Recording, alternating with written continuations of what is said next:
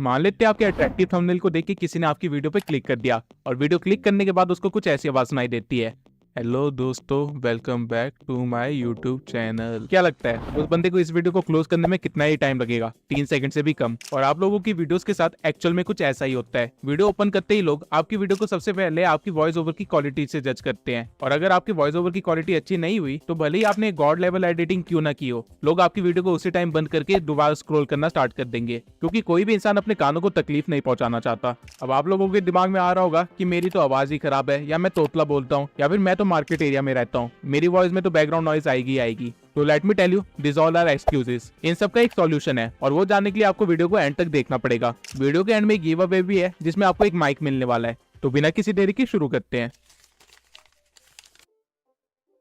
अब हम लोगों के पास एक प्रोफेशनल स्टूडियो तो है नहीं जहां हम जाके अपनी वॉइस को रिकॉर्ड कर सके, इसलिए हमारी वॉइस में कई बार एको भी आता है, कई बार बैकग्राउंड नॉइज भी होता है। लेकिन इन दोनों चीजों को एलिमिनेट किया जा सकता है। एको बेसिकली तब आती है जब आपके रूम में काफी ज्यादा खाली स्पेस हो जहाँ पे आपकी आवाज टकरा के रिफ्लेक्ट बैक होती है, जिसकी वजह से आपकी आवाज कुछ इस तरह की हो जाती है। तो कैसी लगी मेरी आवाज? अब आप में से हर कोई अपनी वॉइस एक अलग जगह पे रिकॉर्ड करता है, तो एको को टैकल करने के लिए आपको अपनी जगह पे बस साउंड एब्जॉर्बर्स लगवाने पड़ेंगे। अगर आपका रूम बड़ा है और खाली है तो उसमें कर्टेन्स लगा दीजिए, और आसपास जितने हो सकते हैं उतने कपड़े फैला दीजिए, या फिर अपने रूम में सामान भर लीजिए जिससे आपका रूम खाली ना रहे। रूम जितना भरा हुआ होगा उसमें उतनी ही कम आवाज रिफ्लेक्ट बैक होगी और आपकी वॉइस में एको उतना ही कम होगा। और अगर आप एक प्रोफेशनल स्टूडियो बनाने का सोच रहे हैं तो आप ये एकॉस्टिक साउंड पैनल्स भी इस्तेमाल कर सकते हैं, जिससे आपकी वीडियोस काफी ज्यादा प्रोफेशनल भी लगेगी और आपकी आवाज एको भी नहीं होगी। आप जहाँ पे भी खड़े होकर अपनी वॉइस रिकॉर्ड करने वाले हो उसके सामने वाली दीवार पे आपको ये साउंड पैनल्स लगाने हैं, और आपके आसपास जो भी दीवार या दरवाजा हो उस पे ये साउंड पैनल्स लगा देना, ताकि आपकी आवाज रिफ्लेक्ट बैक ना कर पाए। इसके सिवाय अगर आपको एक सस्ता जुगाड़ चाहिए स्टूडियो का, तो आप क्या कर सकते हैं कि आप अपनी अलमारी को खोल सकते हैं और वहाँ पे खड़े होकर अपनी वॉइस रिकॉर्ड करना स्टार्ट कर सकते हैं। अलमारी के अंदर कपड़े भरे हुए होंगे तो वो as a sound absorber work करेंगे, और अलमारी की स्पेस कम होगी तो वहाँ पे रिफ्लेक्ट करने के लिए ज्यादा एरिया मिलेगा ही नहीं। अब आवाज से एको रिमूव करने के बाद एक प्रॉब्लम जो आप सबसे ज्यादा फेस करोगे वो है बैकग्राउंड नॉइज। अब बैकग्राउंड नॉइज एक ऐसा फैक्टर है जो कि हमारे कंट्रोल में नहीं है, और अगर आप मेरी तरह एक मार्केट प्लेस में रहते हो तो आपके लिए एक नाइटमेयर से कम नहीं होगा। लेकिन ऑब्वियसली हम इसकी वजह से अपनी वीडियो की क्वालिटी कम तो नहीं होने देंगे। तो आपको करना क्या है, आपको ट्राई करना है कि जितना हो सके उतना आप बैकग्राउंड नॉइज को ब्लॉक कर सके। आप जिस भी रूम में रिकॉर्डिंग करते हैं आपको उस रूम के सारे खिड़की दरवाजे बंद कर देने हैं, और खिड़की दरवाजों पे आपको कर्टेन्स लगा देने हैं। और इसके सिवाय जो दूसरा तरीका है वो ये है कि आप अपनी वॉइस को या तो लेट नाइट को रिकॉर्ड करो या फिर अर्ली मॉर्निंग को रिकॉर्ड करो, क्योंकि इस टाइम पे मैक्सिमम लोग सो रहे होंगे और मार्केट में भी ज्यादा नॉइज नहीं होती है, तो आपकी वॉइस काफी ज्यादा क्लियर भी आएगी। बट आई नो ये सारे तरीके फॉलो करने के बाद भी आपकी वॉइस में कुछ ना कुछ बैकग्राउंड नॉइज तो रह ही जाएगा, तो उसको हम एडिटिंग के टाइम पे कवर करेंगे।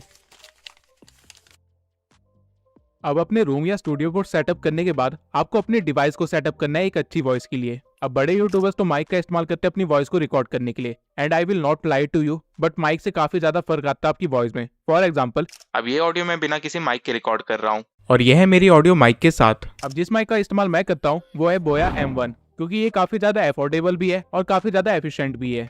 और अगर आपके पास पैसे हैं इन्वेस्ट करने के लिए तो I will really prefer you to invest in a mic. लेकिन अगर आपके पास पैसे नहीं है तो भी कोई प्रॉब्लम वाली बात नहीं है।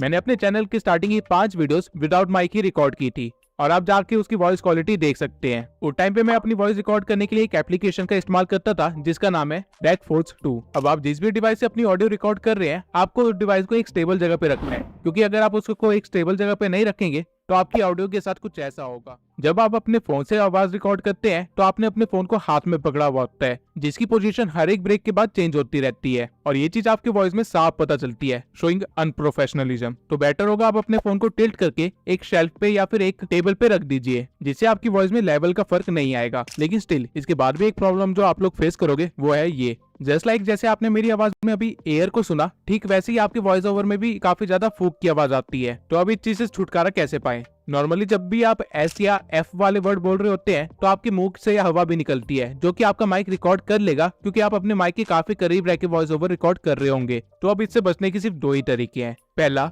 या तो आप अपने फोन को इस तरह टिल्ट करके रखो कि वो डायरेक्टली आपके माउस से आवाज को कैप्चर करने की जगह नीचे से आवाज को कैप्चर करे, इससे आपके वॉइस ओवर में फूक वाला एलिमेंट नहीं आएगा। और दूसरा तरीका ये है कि आप थोड़े से पैसे खर्च करके एक माइक कवर खरीद लो, जो कि एज ए फिल्टर काम करेगा आपके वॉइस ओवर के लिए, और आपके मुंह से फूक वाली आवाज बिल्कुल भी कैप्चर नहीं होगी। लेकिन अगर आप पैसे खर्च नहीं करना चाहते हैं तो एक बहुत ही सस्ता जुगाड़ है, आपको सर्दी में पहनने वाले सॉक्स को लेना है और उससे अपने फोन के माइक को कवर कर लेना है और उसके बाद अपनी रिकॉर्डिंग स्टार्ट करनी है। ये भी बिल्कुल सेम काम ही करेगा और बिना पैसे खर्च हुए आप अपनी आवाज से फूक वाला एलिमेंट गायब भी कर लोगे।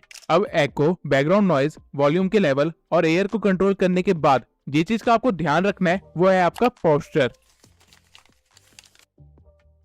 अब रूम और अपने डिवाइसेस को सेट करने के बाद आपको उस चीज को सेट करना है जो कि आपका वॉइस जनरेटर है और वो और कोई नहीं, आप खुद ही हो। अब अगर वॉइस आपके गले से जनरेट हो रही है तो ऑब्वियस सी बात है कि वॉइस को सेट करने के लिए आपको खुद को भी सेट करना पड़ेगा। अब मैं ये नहीं कह रहा कि आपको दूल्हे राजा बन के तैयार होना है, बल्कि मैं कह रहा हूँ कि खड़े होकर अपनी वॉइस को रिकॉर्ड कीजिए। अगर आप बैठ के अपनी वॉइस को रिकॉर्ड करते हैं तो आपका शोल्डर एरिया आगे की तरफ टिल्टेड होता है और आपका चेस्ट कंप्रेस्ड होता है, जिसकी वजह से आपकी आवाज दबी दबी सी आती है। वहीं अगर आप खड़े होके अपनी स्पाइन को सीधा रखने के बाद एक लंबी सांस ले और फिर अपनी वॉइस रिकॉर्डिंग स्टार्ट करे तो आपकी वॉइस में काफी ज्यादा फर्क आएगा, क्योंकि आपके शोल्डर सीधे हो चुके होंगे, आपका चेस्ट एरिया इंक्रीज हो चुका होगा और आपकी वॉइस में एक डेप्थ फील होगी। इसके सिवाय अगर आप चाहते हैं कि आपकी वॉइस में ट्रेवल ज्यादा है, यानी आपकी वॉइस ज्यादा क्रिस्पी लगे, तो आपको अपनी वॉइस तब रिकॉर्ड करनी चाहिए जब आप जस्ट सो के उठे ही हो, क्योंकि उस टाइम पे आपकी आवाज काफी ज्यादा डीप होती है और ट्रेवल उसमें काफी ज्यादा होता है। और यही रीजन है कि लड़कियों को स्लीपी वॉइस पसंद आती है। सीक्रेट टिप रख लो। इसके सिवाय आप खाना खाने से पहले अपनी वॉइस रिकॉर्ड कर रहे हो या फिर खाना खाने के बाद अपनी वॉइस रिकॉर्ड कर रहे हो, ये भी एक बहुत ही इंपॉर्टेंट फैक्टर है,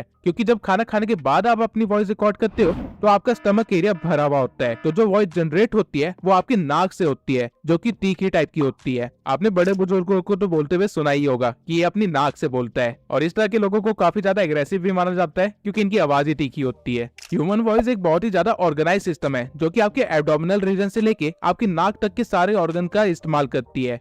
अगर आप सही तरीके से प्रैक्टिस करें तो इवन आप अपनी वॉइस को चेंज भी कर सकते हैं, लेकिन ये इस वीडियो का टॉपिक नहीं है। तो आपको बस इतना ध्यान रखना है कि आप खड़े होके अपनी स्पाइन को सीधा करके एक लंबी सांस लेने के बाद अपनी वॉइस को रिकॉर्ड करें, और अगर आप अपनी वॉइस में थोड़ा सा स्पाइस अप देना चाहते हो तो सोने के बाद अपनी वॉइस को रिकॉर्ड करना। इस सब के अलावा जब आप अपनी वॉइस को रिकॉर्ड कर रहे हो तो बीच बीच में पानी पीते रहना, वरना आपकी आवाज काफी ज्यादा ड्राई लगेगी, यानी कि आपकी वॉइस में एनर्जी कम होते हुए फील होगी। अब हमने सेटअप करने वाली जितनी भी चीजें थी वो सारी तो सेटअप कर ली, लेकिन अब आपको जिस चीज पे काम करना है वो है आपका वे ऑफ कम्युनिकेशन।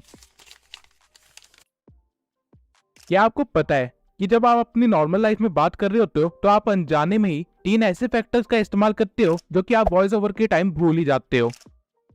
अगर सोचिए मेरी वीडियो कुछ इस तरह की साउंड करती तो क्या आप लोग मेरी वीडियो देखते? ऑब्वियस आंसर है नहीं। आप लोगों को कुछ सेकंड बाद ही नींद आने लग जाती। और वहीं अगर बाय चांस मेरी ऑडियो कुछ इस तरह साउंड करने लग जाए कि बहुत ही तेज हो, तब भी आप मेरी वीडियो को नहीं देखोगे, क्योंकि आपको कुछ समझ ही नहीं आएगा। वॉइस ओवर के दौरान आप लोग नर्वस हो जाने के कारण या तो बहुत तेज बोलने लगते हो या फिर बहुत ही धीरे बोलने लगते हो, जिससे आपकी वॉइस ओवर की क्वालिटी बिल्कुल ही खराब हो जाती है। तो ये चीज को आप सुधार सकते हो अगर आप ये अज्यूम करो कि आप सामने किसी बंदे से बात कर रहे हो। ऐसा करने के बाद आप अपने नॉर्मल पेस में बोलने लग जाओगे। अगर आप अज्यूम कर लेते हो कि आपका माइक एक रियल पर्सन है जिसे आप कुछ समझा रहे हो या फिर जिससे आप बात कर रहे हो, तो आपकी पेस ऑटोमेटिकली ही ठीक हो जाएगी। आपको इस पे ज्यादा मेहनत नहीं करनी पड़ेगी, लेकिन ऑब्वियसली ये चीज आप प्रैक्टिस के बाद ही सीख पाओगे। जब आप अपनी वॉइस ओवर्स को रिकॉर्ड कर रहे होते हो तब आपने किस चीज पे ज्यादा एम्फसाइज किया है, इससे काफी ज्यादा फर्क पड़ता है, क्योंकि वो वर्ड्स या पॉइंट्स ऐसे होते हैं जो कि वीडियो क्लोज करने के बाद भी आपकी ऑडियंस के दिमाग में बैठे रहते हैं। लेकिन किसी वर्ड को या सेंटेंस को एम्फसाइज कैसे करे? उसे ज्यादा जोर से बोल के नहीं, बल्कि सही ब्रेक लेके। अगर मैं अपने सेंटेंसेस को ऐसे बोलने लग जाऊं तो ये एम्फसाइज नहीं होगा बल्कि शाउटिंग होगी। लेकिन वही अगर मैं अपने सेंटेंस को कुछ इस तरह बोलूं तो ये एम्फसाइज करना होगा। अब जैसा कि आपने नोटिस किया, मैंने अपनी आवाज को ऊंचा नहीं किया बल्कि अपने वर्ड से पहले थोड़ा ब्रेक लिया और अपने वर्ड्स को भी थोड़ा स्ट्रेच कर दिया, जिससे आपके वॉइस ओवर में एक डेप्थ वाली फीलिंग आती है। अब लंबे ब्रेक लेने का मतलब ये नहीं होता कि आप कुछ बोलो और फिर इस तरह से स्टार्ट करो, बल्कि लंबे ब्रेक्स लेने का मतलब ये होता है कि आप कैजुअली वर्ड्स के बीच में जितना गैप रखते हैं उससे थोड़ा सा ज्यादा गैप रखना है। अब ये चीज आप टाइम के साथ प्रैक्टिस करते करते ही सीख पाएंगे। सोचो अगर वीडियो कुछ इस तरह चले जहाँ पे पेस भी ठीक है, वर्ड्स को एम्फसाइज भी कर रहे हैं, तो क्या मजा आएगा।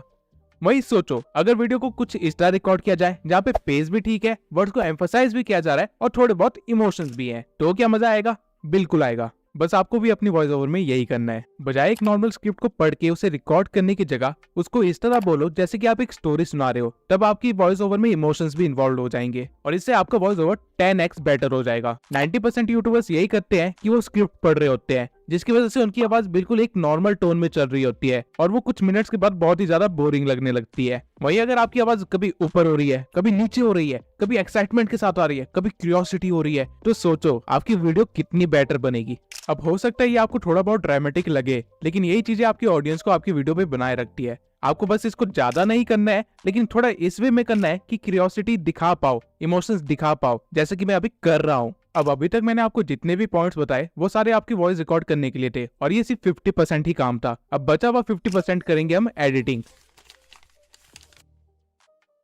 अब अगर आप एक फोन यूजर है तो मैं आपको सजेस्ट करूंगा कि लेक्सिस ऑडियो एडिटर को डाउनलोड कर लीजिए, और अगर आप एक पीसी यूजर है तो मैं आपको सजेस्ट करूंगा कि आप ऑडेसिटी को डाउनलोड कर लीजिए। ये दोनों ही काफी इजी टू यूज है और काफी ज्यादा एफिशिएंट भी है। लेक्सिस ऑडियो एडिटर को इंस्टॉल करने के बाद आप अपनी ऑडियो को यहाँ से इंपोर्ट कर सकते हैं और फिर यहाँ पे 3 डॉट्स को क्लिक करने के बाद आपको इफेक्ट्स में चले जाना है, जहाँ पे आपको कई सारे इफेक्ट्स मिल जाएंगे जो आप अपनी वॉइस ओवर में दे सकते हैं। आपको ऑडेसिटी में ये फीचर यहाँ पे मिलेगा। अब मैं सारे इफेक्ट्स के बारे में तो बात नहीं करूंगा, लेकिन जो इफेक्ट्स आप बार बार यूज करोगे और जो आपकी वॉइस ओवर के लिए एक्चुअल में जरूरी है, मैं उनको एक्सप्लेन कर देता हूँ। सबसे पहला है हमारे पास नॉर्मलाइज, जिससे अगर आपकी वॉइस ओवर की वॉल्यूम बहुत ही ज्यादा है तो उसे आप कम कर सकते हैं। जैसा कि आप देख सकते हैं कि ये स्पाइक्स कितने ज्यादा कम हो गए हैं। उसके बाद है हमारे पास पिच। अगर आप एक टीनेजर है या फिर एक बच्चे हैं और आप चाहते हैं कि आपकी वॉइस ओवर में थोड़ा सा दम लगे, तो आप अपनी पिच वाली स्लाइड को इस साइड को ड्रैग कर सकते हैं।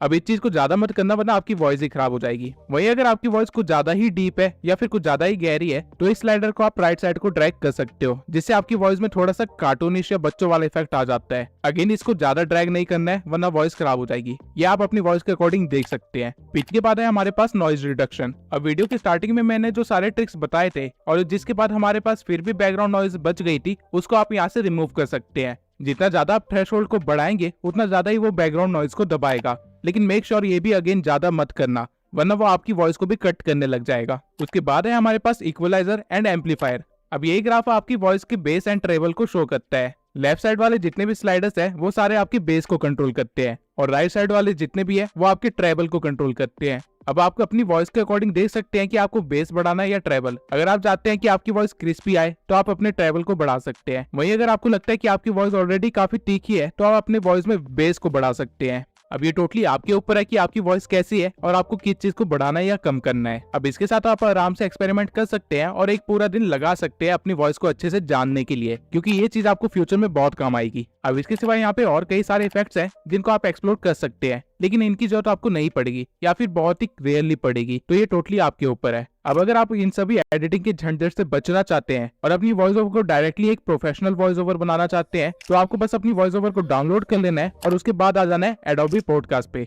ये वेबसाइट एक एआई वेबसाइट है जहाँ पे आपकी वॉइस से वो आपके बैकग्राउंड नॉइज को रिमूव कर देता है, आपकी फूक वाली आवाज को रिमूव कर देता है, साथ में आपकी वॉइस में ट्रेबल और बेस को अपने अकॉर्डिंग सेट कर देता है और आपकी आवाज टोटली ऐसे बना देता है जैसे आप किसी पॉडकास्ट में बैठे हो। यहाँ पे अपनी ऑडियो को अपलोड करने के बाद ये थोड़ा सा टाइम लेगा और आपको एक प्रोफेशनल वॉइस ओवर बना के दे देगा। अब हो सकता है कि इस वॉइस ओवर में बेस ज्यादा हो और आपको ज्यादा ट्रेबल चाहिए हो, तो आप वापस से अपने एडिटिंग सॉफ्टवेयर में आके ट्रेबल को बढ़ा सकते हैं और आपकी वॉइस क्रिस्पी बन जाएगी। अब यह है मेरी ऑडियो सारे ट्रिक्स और मेथड्स को इस्तेमाल करने से पहले, और यह है मेरी ऑडियो सारे ट्रिक्स और मेथड को इस्तेमाल करने के बाद।